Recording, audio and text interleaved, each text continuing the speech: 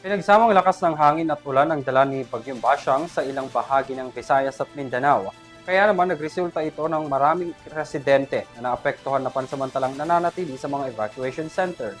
Batay sa DSWD, umabot sa may 23,000 individual ang apektado ng bagyo. Ang kabuuan ng balita ay detalye ni Criza Lopez.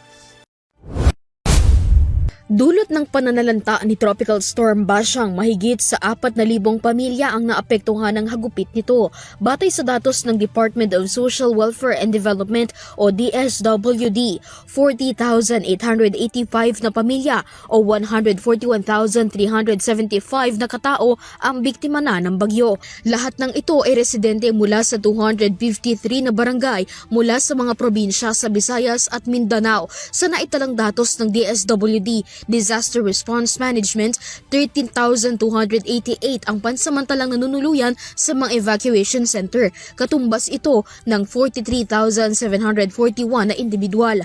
Habang mahigit sa 2,000 pamilya ang nanuluyan muna sa kanilang mga pamilya o kaibigan. Bunsod ng mapaminsalang ulan at hangin na dala ng Bagyong Basyang, umabot sa 109 na kabahayan ang nasira at 754 ang nagtamo lamang ng pinsala.